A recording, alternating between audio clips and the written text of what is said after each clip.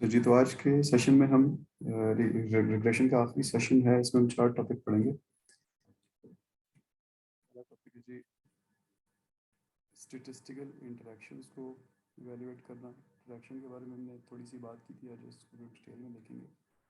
Idea ये होता है कि वेरिएबल्स को अगर आप अलग अलग देखेंगे कि वो हमारे आउटकम ऑफ कंसर्न पे या हमारे डिपेंडेंट वेरिएबल पे क्या असर डाल रहे हैं, तो in most real world situations आपको पूरी बात समझ नहीं आएगी जब तक आप ये नहीं देखेंगे कि वो एक दूसरे से, इंडिपेंडेंट वेरिएबल्स एक दूसरे से कैसे इंटरेक्ट कर रहे हैं। इसको आगे जाके डिटेल में देखते हैं। उसके बाद हम फिर ओवर फिटिंग को देखेंगे, जो हमने पीछे बात की थी कि आप वेरिएबल बढ़ाते जाएंगे तो मॉडल अपने आप को सम हाउ रैंडम डेटा के साथ भी लिंक कर लेगा और उसके अंदर वो पैटर्न ढूंढ लेगा जो कि एक्चुअली होते ही नहीं है, सिर्फ इस वजह से होते हैं कि आपने वेरिएबल ज़्यादा डाल दिए होते हैं और सैंपल छोटा होता है। उसके बाद हम देखेंगे हायरार्किकल रिग्रेशन मॉडल्स। ये ओवर फिटिंग के अंदर से ही हमें बात समझ आएगी और वहाँ तक जाएंगे। और आखिर में स्टैंडर्डाइजिंग द वेरिएबल्स, ये भी उसी से लिंक्ड है। तो सबसे पहले इवैल्यूएटिंग स्टैटिस्टिकल इंटरैक्शंस। अब नॉर्मली होता क्या है कि जब भी हम एनालिसिस कर रहे होते हैं किसी सॉफ्टवेयर के थ्रू या जनरली भी, तो हमारे फैक्टर्स एक से ज़्यादा होते हैं, इंडिपेंडेंट वेरिएबल्स एक से ज़्यादा होते हैं और उनका हम देख रहे होते हैं कि इफेक्ट क्या है हमारे डिपेंडेंट वेरिएबल पे या आउटकम ऑफ कंसर्न पे। जैसे आप देखते हैं कि किसी प्रोडक्ट की क्वालिटी जो कि किसी मशीन के अंदर बन रही है, वो उस पर मशीन के टेम्परेचर से भी फर्क पड़ रहा है, मशीन के प्रेशर से भी फर्क पड़ रहा है, कितनी देर आप उसको मशीन रखते हैं उस पर से भी फर्क पड़ रहा है, उसके अंदर की ह्यूमिडिटी से भी फर्क पड़ रहा है। इन चारों चीज़ों से प्रोडक्ट की क्वालिटी डिटरमिन होती है। तो अलग अलग तो हम कह सकते हैं कि टेम्परेचर, फॉर एग्जांपल हम कुकिंग की बात करते हैं तो टेम्परेचर बढ़ाया तो चीज़ पकेगी और एक और लेवल से ज़्यादा बढ़ाया तो जल जाएगी। प्रेशर रखा तो चीज़ गल जाएगी, लेकिन एक लेवल से ज़्यादा किया तो बिल्कुल ही शीरा शीरा हो जाएगी, एंड सो ऑन। लेकिन ये भी देखना ज़रूरी होता है कि प्रेशर बढ़ाने से टेम्परेचर को क्या फ़र्क पड़ रहा है, या टेम्परेचर बढ़ाने से हमेशा चीज जलती है या सिर्फ उस वक्त जलती है जब प्रेशर भी ज्यादा हो। तो बेसिकली आइडिया क्या है कि वेरिएबल्स का आपस में इंटरेक्शन भी देखेंगे तब हमें पूरी बात समझ आएगी। तो ये आपके सामने तस्वीर बनी है कि आपसे कोई खाना सर्व करने से पहले पूछे, ये ना पता हो कि खाना क्या है, कि आप उसके साथ केचप लेंगे, उसके साथ सोया सॉस लेंगे या उसके साथ ये वसाबी सॉस लेंगे, तो ऑब्वियसली आप उसको नहीं बता सकते जब तक आप से ये ना पूछ लें कि आप मुझे बताएं मुझे खाने को दे क्या रहे हैं। अगर आप मुझे फिश दे रहे हैं या कोई रॉ फिश का कोई कंपोनेंट है तो वसाबी लूंगा, कोई चाइनीज दे रहे हैं तो सोया सॉस लूंगा, कोई फ्राइज वगैरह इस तरह की चीज़ें दे रहे हैं तो केचप ले लूंगा। तो इसी तरह रिसर्च में भी आप उस वक्त तक नहीं बता सही रिजल्ट बता सकते जब तक आपको रियल वर्ल्ड सिचुएशन में ऑलमोस्ट हमेशा ये होता है कि ये ना पता चले कि वो किस कंडीशन में अप्लाई हो रहे हैं, वो वेरिएबल्स क्या हैं और उनका आपस में इंटरेक्शन क्या होता है। तो नॉर्मली ऐसा मैंने देखा है कि स्टूडेंट्स एक जब आप अपनी रिसर्च पर डिपेंड कर रहे होते हैं तो एक एक वेरिएबल का बता रहे होते हैं कि ये वेरिएबल बढ़ा तो हमारे आउटकम ऑफ कंसर्न पे ये असर पड़ा, वो बड़ा, ये कम हुआ, इस तरह दूसरा, इस तरह तीसरा। लेकिन this is a huge mistake, क्योंकि इससे ना पूरी बात समझ आती है और बल्कि बात सही भी समझ नहीं आती। जैसा मैं भी आपको थोड़ी देर में डेमोन्स्ट्रेट करूंगा कि in most of the conditions सिर्फ ये कह देना कि टेम्परेचर बढ़ाने से मेरी प्रोडक्ट ठीक हो गई, ये बिल्कुल गलत बात होती है। इनफैक्ट ऐसा भी हो सकता है कि टेम्परेचर बढ़ाने से आपकी प्रोडक्ट खराब हो जाए अगर कोई और वेरिएबल्स हैं वो किसी और कंडीशन में हो। तो ऑप्टिमम सेटिंग्स किसी भी एक्सपेरिमेंट की जो है वो उस वक्त आपको समझ आएंगी जब तक आप सारे वेरिएबल्स के इंटरेक्शन आपस में भी देख लेंगे। अभी हमारे पास एक एक एग्जांपल है, मैं इसको आपको यहाँ बताने के बजाय मैं सीधा चलता हूँ, मिनी टैब खोलता हूँ और वहाँ से मैं प्रैक्टिकली आपको करके दिखाता हूँ ये वाला एग्जांपल।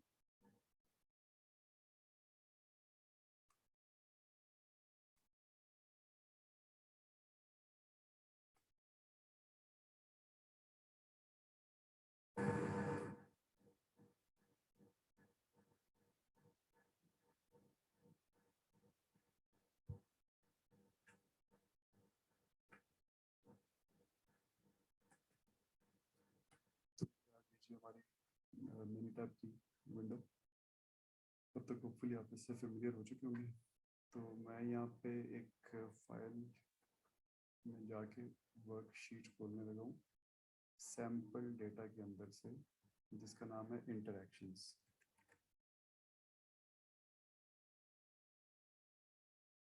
अब मैं आपको क्विकली एक्सप्लेन करता हूँ कि इसके अंदर है क्या। इसके अंदर आपके पास 3 कॉलम्स हैं डेटा के। पहले कॉलम में लिखा हुआ है एक्सरसाइज और इसमें 2 ऑप्शंस हैं।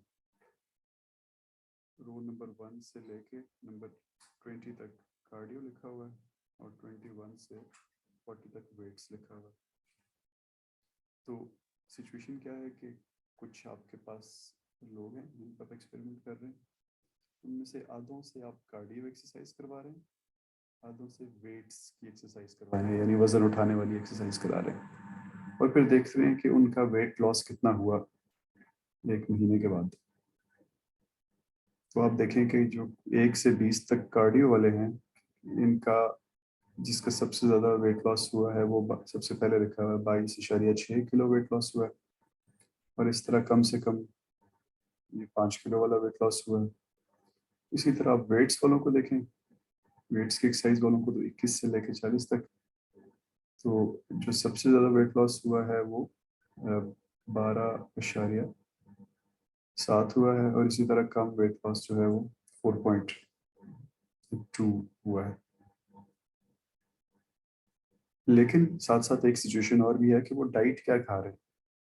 तो आप देखें कि कोई डाइट ए खा रहा है, यानी कार्डियो वाले पहले 10 डाइट ए खा रहे हैं, कार्डियो वाले दूसरे 10 डाइट बी खा रहे हैं, और वेट्स वाले भी पहले 10 डाइट ए खा रहे हैं और बाद वाले 10 डाइट बी खा रहे हैं।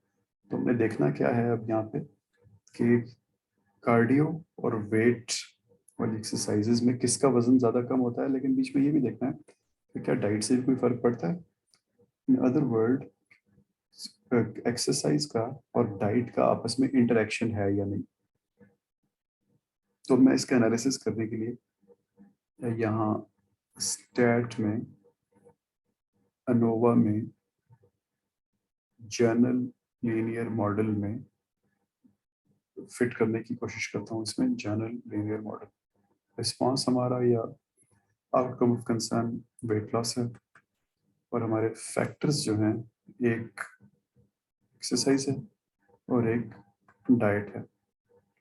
अब इस जैसे मैंने आपको बताया था शुरू में कि मिनी टैब की बड़ी स्ट्रेंथ ये है कि ये हेल्प का बटन हर जगह नजर आता है।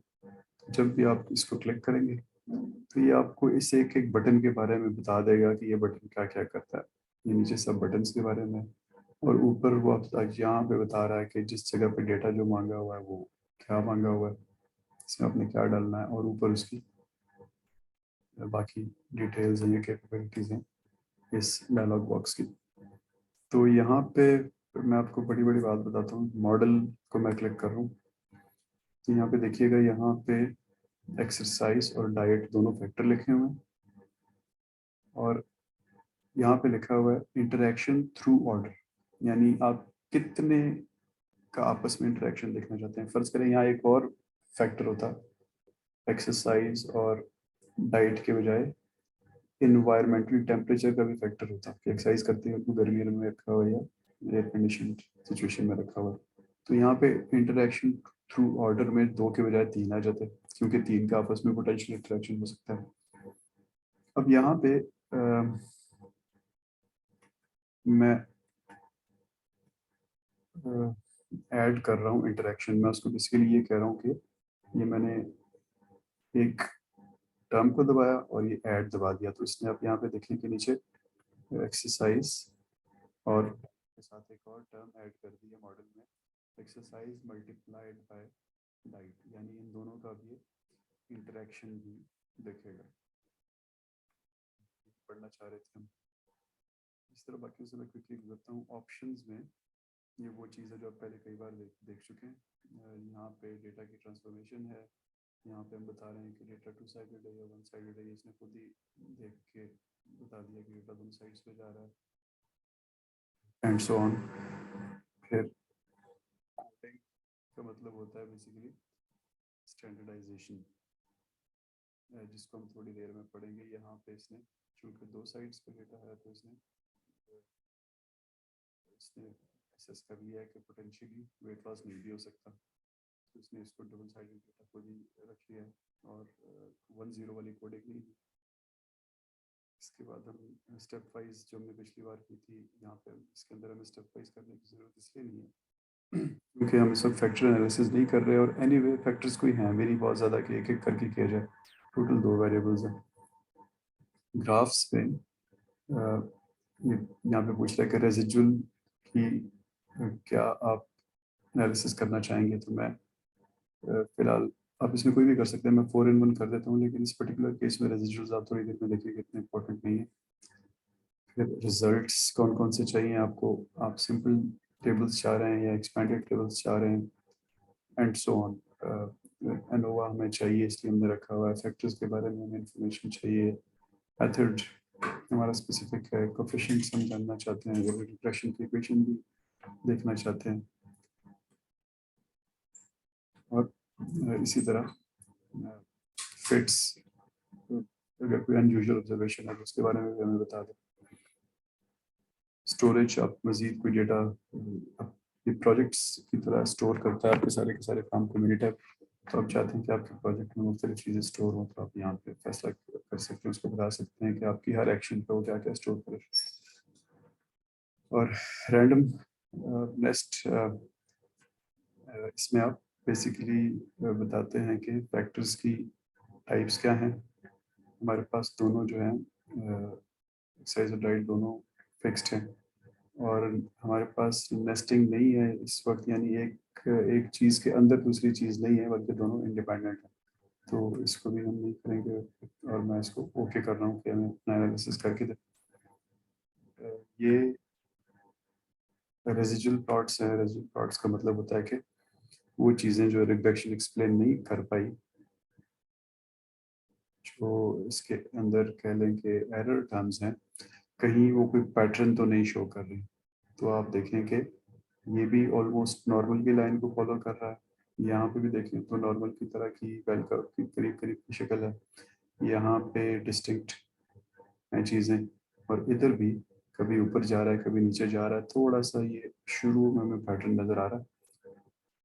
उसके अलावा कोई ख़ास, यहाँ पे भी छोटा सा पैटर्न है, उसके अलावा कोई ख़ास पैटर्न नहीं है। तो हम रेजिजुअल्स को कह सकते हैं कि दे आर सेफ, इसमें कोई ऐसी ऐसी चीज़ नहीं है कि आउटसाइड कोई चीज़ मॉडल होना शुरू हुई है या कोई अनआंसर्ड डेटा है इसके अंदर। और यूजुअली 2 वेरिएबल्स में ऐसा ही होता है कि आपको रेजिडुअल्स में ज़्यादा चीज़ें नहीं मिलती हैं, जब आप वेरिएबल्स बढ़ाते हैं तब आपको रेजिडुअल प्लॉट्स के अंदर कुछ इन्फॉर्मेशन मिलना शुरू होती है। तो ये हमारा रिजल्ट था जी, इसमें एक एक करके मैं आपको बताता हूँ क्या लिखा हुआ है। पहले इसने हमें मेथड बता दिया, फिर फैक्टर्स के बारे में इंफॉर्मेशन दे दी कि दोनों फिक्स्ड हैं, लेवल दोनों के दो दो हैं, इसके लेवल्स का नाम कार्डियो और वेट्स है, और डाइट के लेवल्स का नाम ए और बी है। फिर आगे अनोवा आ गया, मैं थोड़ा सा इसको बड़ा कर देता हूँ।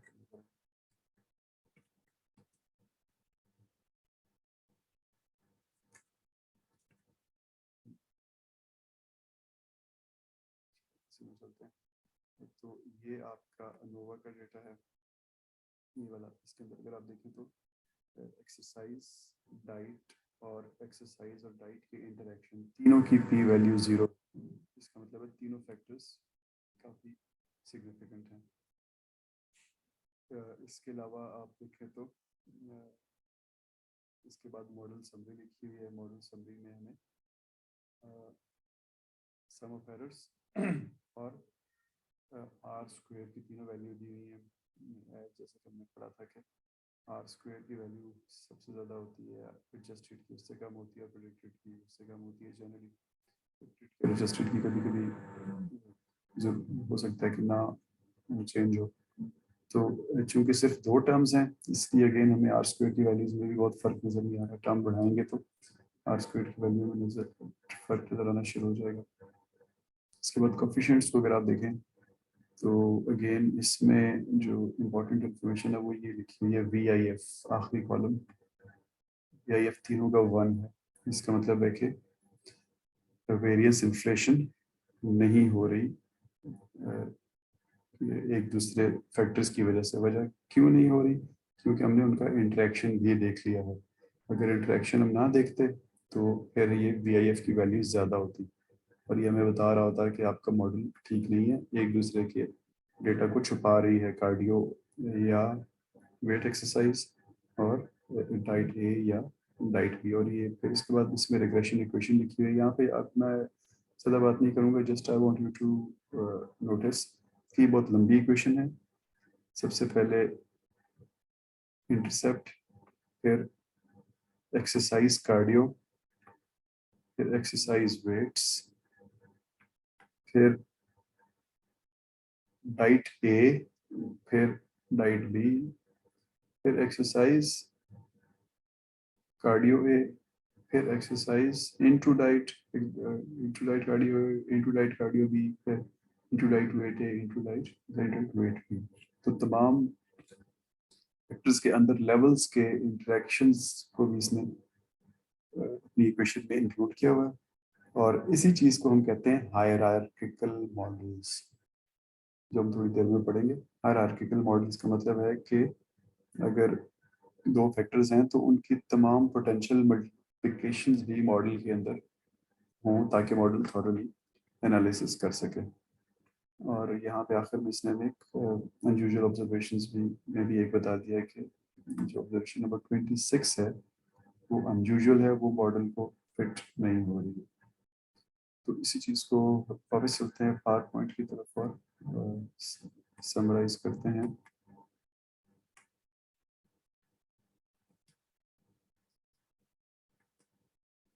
तो ये थी यही जो हमने थोड़ी देर पहले मैंने टैब पे देखी, वही सारी की सारी चीज़ें। और यहाँ से हमने कंक्लूड क्या किया है कि जब तक हम इंटरेक्शन नहीं देखेंगे तब तक हमें सारी बात समझ नहीं आएगी और हमारी वेरियस इन्फ्लेशन ज़्यादा आती रहेगी। पहले वेरियस देख लिया करें। अब हमारे पास यहाँ पे ग्राफ्स हैं इंटरेक्शन के भी। तो मैं अगेन मेरे टैब पे जाता हूँ और वहीं से हम ये ग्राफ जनरेट करके वहीं से पढ़ते हैं ताकि डायरेक्टली वहाँ से बात समझ आए। तो ये वही डेटा है, मैं यहाँ से स्टैट्स में अनोवा में यहाँ पे मेन इफेक्ट्स प्लॉट में जा रहा हूँ और रिस्पॉन्स वेट को लेके फैक्टर्स में पहले डाइट को रख के देख रहा हूँ कि उसका क्या इफेक्ट है। तो ये मुझे बता रहा है कि डाइट ए जो है उससे वेट लॉस ज़्यादा होता है ऑन एवरेज और डाइट बी से कम होता है। तो स्ट्रेट इसने मुझे जवाब दे दिया कि ए से बी में वेरी करोगे तो वेट लॉस कम हो जाएगा। इन अदर वर्ड्स रिग्रेशन की इक्वेशन में अगर सिर्फ डाइट का फैक्टर होता तो उसके साथ नेगेटिव का साइन होता। अभी अगले को देख लेते हैं, डाइट के बाद एक्सरसाइज को देख लेते हैं।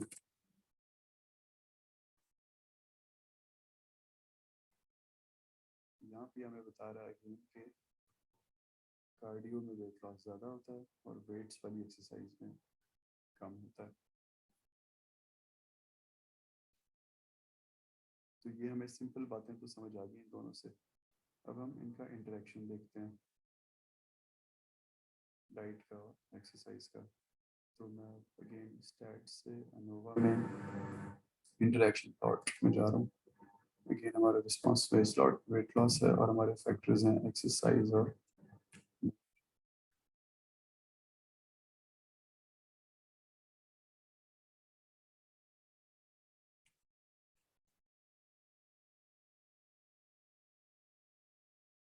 अब यहाँ पे आप देखें तो ये चूँकि सिंपल अंडरस्टैंडिंग के लिए चूँकि क्रॉस हो रहे हैं, इसका मतलब है इनमें इंटरेक्शन है।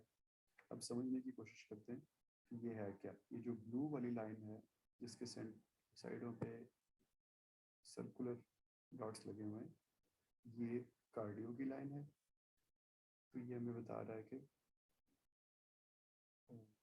कार्डियो ए से बी डाइट पे जाते हुए आपका वज़न वेट लॉस कम होता है, और दूसरा कार्डियो एक्सरसाइज करते हुए, और दूसरा ये जो लाल वाला लाइन है जिसके आखिर में स्क्वायर बॉक्सेस बने हुए हैं, ये बता रहा है कि डाइट ए से बी जाते हुए अगर आप वेट एक्सरसाइज कर रहे हो तो आपका वेट लॉस ज़्यादा होता है।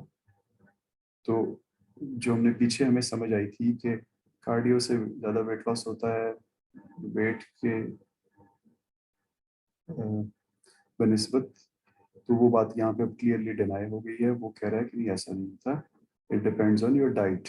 अगर आप डाइट ए कर रहे हैं तो कार्डियो से वेट लॉस बढ़ेगा, लेकिन अगर आप डाइट बी कर रहे हैं तो सॉरी अगर आप कार्डियो कर रहे हैं तो डाइट ए से डाइट बी में जाते हुए आप डाइट को ए से बी में चेंज करेंगे तो आपका वेट लॉस ज़्यादा होगा। और अगर आप वेट वाली एक्सरसाइज कर रहे हैं तो ए करेंगे तो वेट लॉस ज़्यादा होगा, और बी करेंगे तो वेट लॉस कम होगा। यानी cardio in it self, cardio exercise से वेट लॉस नहीं ज़्यादा होता या कम होता, बल्कि डिपेंड करता है कि आप कौन सी उस एक्सरसाइज के साथ डाइट खा रहे हैं। तो इससे हमें ये बात समझ आती है कि मेन इफेक्ट्स को देखते रहना जो है it can be very misleading, और जब तक हम इंटरेक्शंस को नहीं देखेंगे हमें कोई बात समझ नहीं आएगी। अच्छा जी, इसके बाद हम अगली अपना चलते हैं जो था over fitting of regression models. Over fitting का मतलब जैसे मैंने आपको बताया वो ये होता है कि आप कम सैंपल में ज़्यादा वेरिएबल के लिए जवाब ढूंढने की कोशिश करेंगे। तो मॉडल क्या करेगा कि वो रिग्रेशन इक्वेशन, जब ये जो आपका सॉफ्टवेयर का मॉडल है रिग्रेशन इक्वेशन बनाते हुए ज़बरदस्ती रिलेशनशिप ढूंढने की कोशिश करके आपको कोई ना कोई शक्ल दिखाना शुरू कर देगा। जैसे हम लोग चांद में देखते हैं, कभी बूढ़ी औरत नजर आ रही होगी, कभी खरगोश नजर आ रहा होता है, कभी क्या नजर आ रहा होता है। तो इस तरह ये भी स्टोरीज बिल्ड कर लेता है रैंडम डेटा के अंदर से। और उससे होता फिर क्या है कि आपकी पी वैल्यूज, आपकी आर स्क्वायर, जो भी आपको नंबर्स नजर आ रहे होते हैं, they can be very misleading. और आइडिया क्या है? आइडिया ये है कि आपका रीज़न क्या है, ये सॉरी रीज़न ये है कि आपका डेटा कम था सैंपल में और वेरिएबल्स आपके ज़्यादा थे। तो अगर आप इसका एक क्या कह लें कि लिटमस टेस्ट वो होती है प्रेडिक्टेड आर स्क्वायर की वैल्यू। यानी अगर ये जो डॉट्स लगे हैं ये तो ठीक है, इनमें से तो शक्ल नज़र आ रही है, लेकिन अगर मैं एक डेटा और इकट्ठा कर लूँ, सिर्फ एक सैंपल, तो वो डॉट जो है क्या इसी लाइन पे लगेगा? तो ओवर फिटेड मॉडल में आंसर इज नो, इस लाइन पे नहीं लगेगा, वो कहीं और दूर लगेगा इस लाइन से। तो इससे हमें पता चलेगा कि ये ओवर फिटेड मॉडल है। और ये प्रैक्टिकली कैसे होगा? प्रैक्टिकली ऐसे होगा कि हम देखेंगे कि हमारी प्रेडिक्टेड आर स्क्वायर की वैल्यू कम होगी इस तरह के मॉडल्स के लिए जो ओवर फिटेड रहते हैं। अब इसके पीछे इसको समझने की जरूरत है कि ओवर फिटिंग के पीछे कॉन्सेप्ट क्या है। अब कॉन्सेप्ट यही है कि बेसिकली तो आप क्या करते हैं कि आप एक सैंपल ले रहे होते हैं पॉपुलेशन के बारे में कंक्लूजन ड्रॉ करने के लिए ना, लेकिन आप कितना अच्छा कंक्लूजन ड्रॉ कर सकते हैं ये डिपेंड करता है कि आपका सैंपल साइज कितना है। तो अगर आपको ज़्यादा नॉलेज चाहिए वेरिएबल्स के बारे में तो आपको ज़्यादा सैंपल साइज लेना पड़ेगा, वरना ओवर फिटिंग शुरू हो जाएगी। तो जूं जूं आप ये कह लें कि ऑब्जर्वेशंस यानी सैंपल पर वेरिएबल बढ़ता जाएगा। उस जो जो जो तू आप अच्छे रिजल्ट्स बना सकेंगे। और जो आपका सैंपल यानी number of data collected in the sample पर वेरिएबल कम होना शुरू हो जाएगा, आप अच्छे कंक्लूजन्स नहीं ड्रॉ कर सकेंगे। तो एक एक रूल ऑफ थंब ये है कि आप एटलीस्ट 15 सैंपल पर वेरिएबल होने चाहिए, यानी आपके रिग्रेशन मॉडल में अगर N X number of variables हैं तो 15 इंटू एक्स आपका सैंपल साइज होना चाहिए। लेकिन अगेन इसमें डिटेल है। डिटेल क्या है कि वेरिएबल, मैं सिर्फ मेन वेरिएबल की बात नहीं कर रहा, बल्कि इंटरेक्शन भी और पॉलिनोमियल टर्म्स भी। पॉलिनोमियल हमने पिछली दफ़ा जो कर्वेचर्स फिट करने की कोशिश की थी, तो हमने क्वाड्रेटिक और स्क्वायर और लॉग और इस तरह की चीज़ें देखी थी ना। तो अगर आप कर्व फिटिंग कर रहे हैं तो पॉलिनोमियल्स भी आ जाएंगे।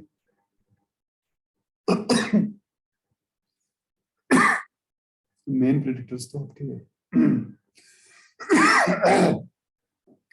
मेन वेरिएबल्स तो आपके हैं ही हैं, और उनका आपस में इंटरेक्शन भी आ जाएगा।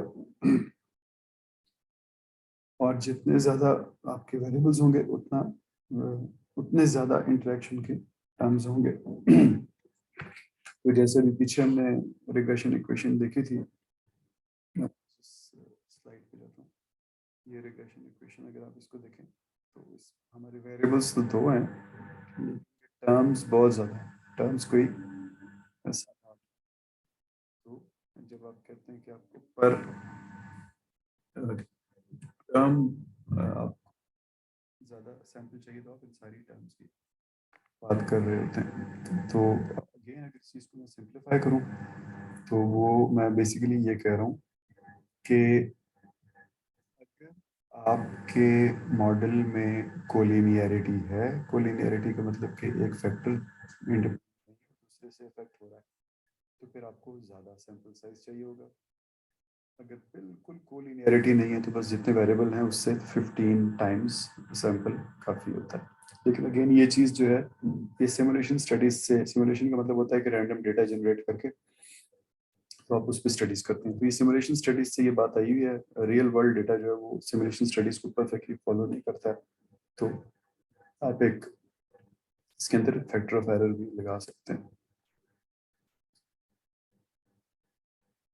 तो मैंने आपको बताया था कि प्रिडिक्टेड आर स्क्वायर जो है वो कैसे कैलकुलेट होता है कि हर वैल्यू को, जैसे ये हमारे पास तस्वीर है ना, तो हर रेड डॉट को मिनिटैब रिमूव करता है और फिर मॉडल से पूछता है बताओ इस जगह क्या नंबर आएगा। तो अगर मॉडल ये नंबर सही बता दे, पहले एक का करता है फिर दूसरे का, एक एक करके सबको रिमूव करता है। तो अगर मॉडल सब नंबर्स के जवाब सही दे दे तो वो कहता है कि इसका प्रिडिक्टेड आर स्क्वायर बहुत ज़्यादा है। लेकिन जो जो उसके जवाब गलत होते जाते हैं वो कहता है कि तुम्हारा प्रिडिक्टेड आर स्क्वायर कम है और आप you are not a reliable model और आप ओवर फिटेड मॉडल हैं। तो जब भी आप देखें कि आपकी प्रेडिक्टेड आर स्क्वायर की वैल्यू और आर स्क्वायर की वैल्यू में फर्क बड़ा है, तो आपको समझ जाना चाहिए कि ओवर फिटेड मॉडल है और आपको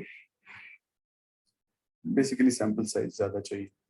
लेकिन ओवर फिटिंग को, अब कभी कभी ऐसा होता है ना कि डेटा तो हिस्टोरिकल भी हो सकता है, तो आप जाओ और डेटा तो नहीं ले सकते, तो फिर वहाँ पे आपको इंटरेक्शंस की डिटेल में जाके समझना पड़ता है कि कौन सा वेरिएबल किस चीज़ के साथ इंटरेक्ट कर रहा है।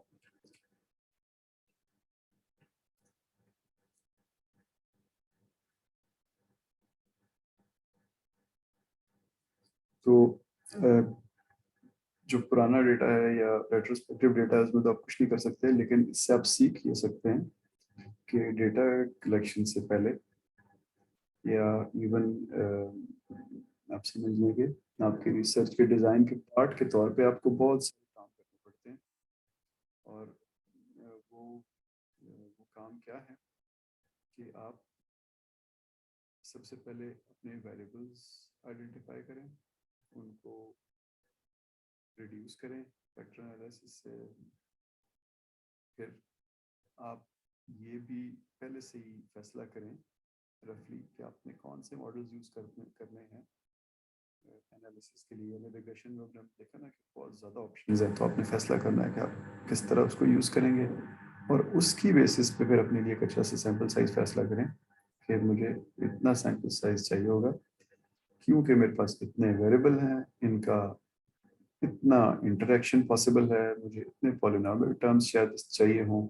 तो फिर हर एक के लिए आपको फैसला एक एक के लिए आपको देखना पड़ेगा कि कितने आपको सैंपल साइज इकट्ठे करना है। इसके लिए हमने sample power and sample size का टूल भी देखा था मेरे टैब में, जिसमें आपको याद होगा 4 वेरिएबल्स थे, उन चारों में से किसी 3 की वैल्यूज आप देते थे तो चौथी वो आपको बता देता था।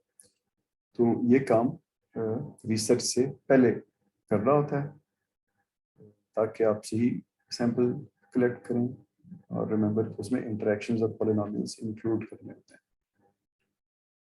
अच्छा जी, अगली चीज़ है हायरार्किकल रिग्रेशन मॉडल्स। अब चूंकि हमने ये इंटरेक्शन को देख लिया तो हायरार्किकल हमारे लिए समझना आसान है।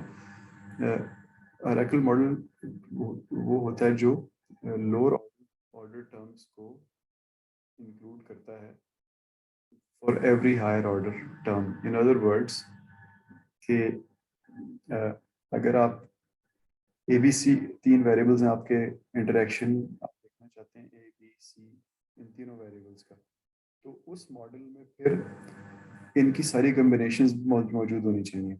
यानी ए भी होना चाहिए, बी भी होना चाहिए, सी भी होना चाहिए, ए मल्टीप्लाइड बाय बी भी होना चाहिए, बी मल्टीप्लाइड बाय सी भी होना चाहिए और सी मल्टीप्लाइड बाय ए भी होना चाहिए। तो highest order A B C है, उसके नीचे वाला order A into B, A into C और बी इंटू सी है और सबसे नीचे वाला ऑर्डर ए बी सी है। तो ये एक हायरार्की आपकी टर्म्स की बनेगी और आपको ए बी सी इंटरेक्शन तभी आप इस्तेमाल कर सकेंगे जब आप A C A B B C interaction भी देखें, और वो इंटरेक्शन आप तब देख सकेंगे जब आप ए बी सी को इंडिविजुअली भी देखें। तो आप स्पेसिफाई कर सकते हैं कि आप हायरार्किकल मॉडल यूज़ करें या ना करें, लेकिन जैसे मैंने आपको बताया कि आपको समझ ही नहीं आएगी जब तक आप पूरे के पूरे सारे के सारे टर्म्स यूज़ नहीं करेंगे।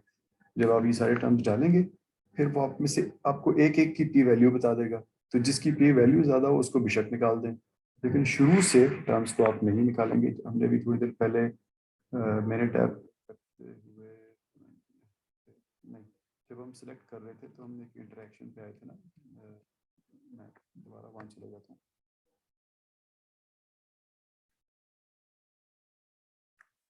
मैंने टैब पे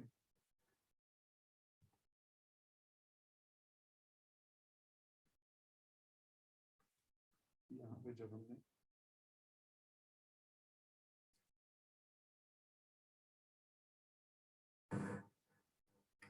मॉडल के अंदर यहाँ पे इंटरेक्शंस एक किया था, तो मैं एक ऐसे करता हूँ कि आपको जस्ट सैंपल दिखाने के लिए यहाँ पे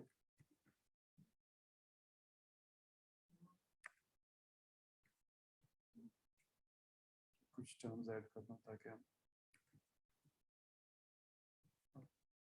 प्रैक्टिकली डेमोन्स्ट्रेट कर सकूँ मैं आपसे ये चीज़ कैसे होती है। तो अब यहाँ पे मैंने वही मॉडल खोला, इसका आउटपुट मैंने वेट लॉस ले लिया, लेकिन फैक्टर्स इसके कुछ और ले लिए। बेसिकली एनी ऑफ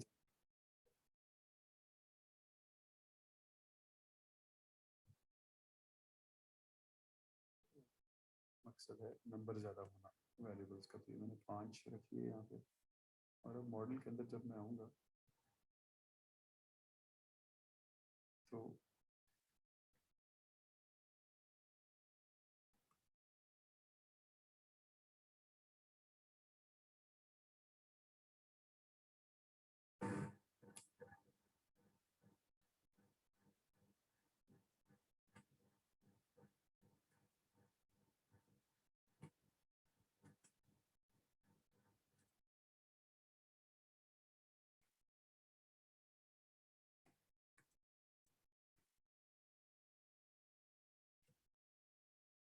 अब यहाँ पे देखें तो मेरे पास 3 वेरिएबल हैं और एक रिस्पॉन्स है। तो यहाँ पे जब मैं मॉडल के अंदर आऊँगा तो इंटरेक्शन थ्रू टर्म्स में 3 की ऑप्शन भी आ गई।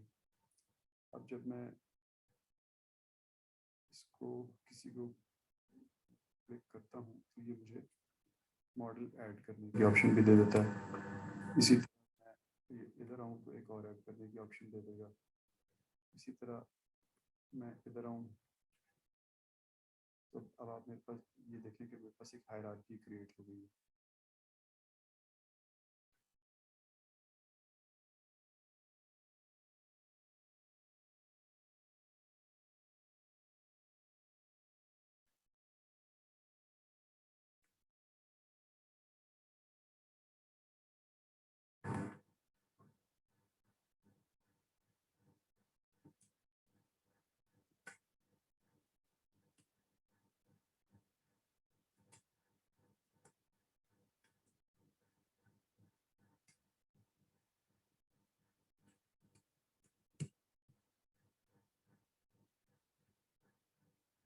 तो हमारे पास मैं टूल्स में जाके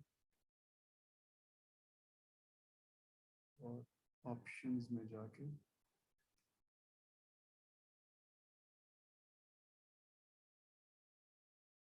ये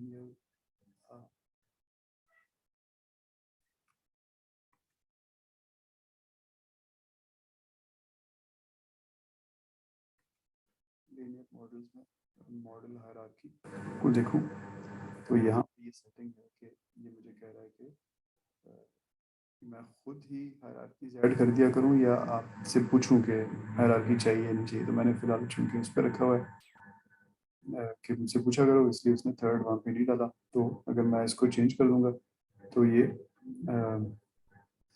फिर वहाँ पे ऑटोमेटिकली सारे लेवल्स की हायरार्कीज क्रिएट कर देगा। क्योंकि मैं इसको यहाँ पे मैं कर इसलिए नहीं रहा कि ये फिर हर जगह पे मेरे काम को कॉम्प्लिकेट कर देगा। तो बेसिकली आइडिया ये है कि जो जो आपके वेरिएबल बढ़ते जाएंगे आपकी हायरार्कीज का सिस्टम आता जाएगा।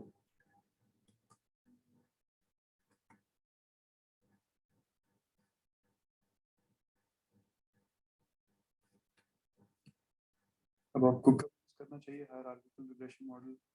आपको तब यूज करना चाहिए जब आपकी टर्म्स सब स्टैटिस्टिकली सिग्निफिकेंट हो या थ्योरेटिकली इंपॉर्टेंट हो। कभी कभी ऐसा होता है कि पी वैल्यू ज़्यादा आ जाती है लेकिन आपको पता होता है कि ये तो सामने नज़र आ रहा है कि इंपॉर्टेंट है, पी मैं इसको नहीं हटा सकता, पी वैल्यू जो मर्जी आती रहे, मुझे सामने नज़र आ रहा है कि मैं जब भी टेम्परेचर बढ़ाता हूँ ओवन का तो खाना गर्म उसकी हीट बढ़ती है और वो पकता है और ज़्यादा कम तो जलता है। मैं इस टेम्परेचर को तो मैं हटा ही नहीं सकता।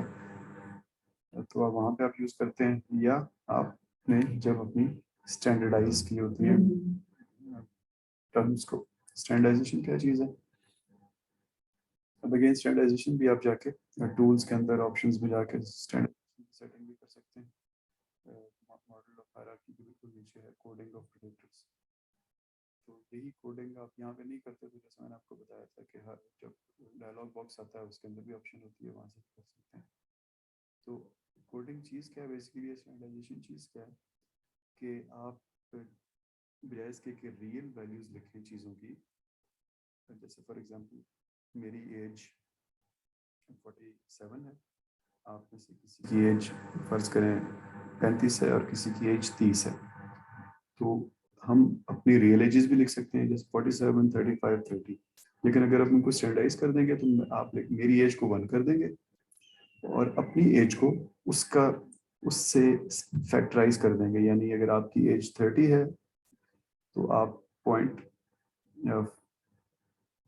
जो भी बनता है 6 समथिंग वो 30 के लिए लिख देंगे, और अगर आपकी एज 35 है तो 0.78 जो भी बनता है उसके लिए लिख देंगे। फिर मेरी एज 47 की जगह 1 लिखा जाएगा, 35 की जगह 0.7 समथिंग लिखा जाएगा और 30 की जगह 0.6 समथिंग लिखा जाएगा। इस चीज़ को कहते हैं स्टैंडर्डाइजेशन। स्टैंडर्डाइजेशन जो है वो आप तब करते हैं जब आपके मॉडल में पॉलिनोमियल्स होते हैं या इंटरेक्शन टर्म्स होती है। तो इन रियल वर्ल्ड सिचुएशन में आपको बताया इंटरेक्शंस बहुत लाइकली होते हैं, तो जो ही आपको इंटरेक्शन नजर आए तो आप उस अपने डेटा को स्टैंडर्डाइज करने की कोशिश कर सकते हैं। अब होता क्या है कि जैसा हमने पीछे देख लिया कि जब भी पॉलिनॉमियल टर्म्स आती हैं, इंटरेक्शन आता है, तो उसके साथ साथ हमें क्या चीज़ मिलती है, मल्टीकोलिनियरिटी मिलती है। मल्टीकोलिनियरिटी का मतलब डेटा एक दूसरे को देख के वेरी हो रहा है, इंडिपेंडेंटली वेरी नहीं हो रहा, तो फिर इसका मतलब है कि सैंपल बढ़ना है। तो जो ये रियल वर्ल्ड में जब भी आप एनालिसिस कर रहे होते हैं तो इस रेलम में ज़रूर आना होता है, वरना आपको आपकी रिग्रेशन पूरी बात कभी भी नहीं समझा पाएगी। और पीएचडी लेवल पे तो आपसे एक्सपेक्ट किया जाता है कि आप जरूर इंटरेक्शंस देखेंगे, ज़रूर देखेंगे कि कर्व फिटिंग की ज़रूरत है या नहीं है, ज़रूर आप फैक्टर एनालिसिस करके रेलेवेंट फैक्टर्स को निकालेंगे। और बिना इससे ये रेलेवेंट फैक्टर्स, सिर्फ मैं मेन वेरिएबल्स की बात नहीं कर रहा बल्कि इंटरेक्शन टर्म्स की भी बात कर रहा हूँ, और पूरी हायरार्की की इंटरेक्शन टर्म्स की बात कर रहा हूँ। तो यहाँ पे आप देखिएगा कि स्टैंडर्डाइजिंग द वेरिएबल्स एक तरफ स्टैंडर्डाइजेशन हुई हुई है, एक तरफ नहीं हुई है। इस जगह पे देयर इज नो स्टैंडर्डाइजेशन, पूरी की पूरी टर्म्स लिखी हुई है। और तो यहाँ पे आप देखें कि वेरिएंस ज़्यादा है। यहाँ पे जहाँ पे हमने स्टैंडर्डाइजेशन कर ली, वहाँ पे वेरिएंस कम हो गई है।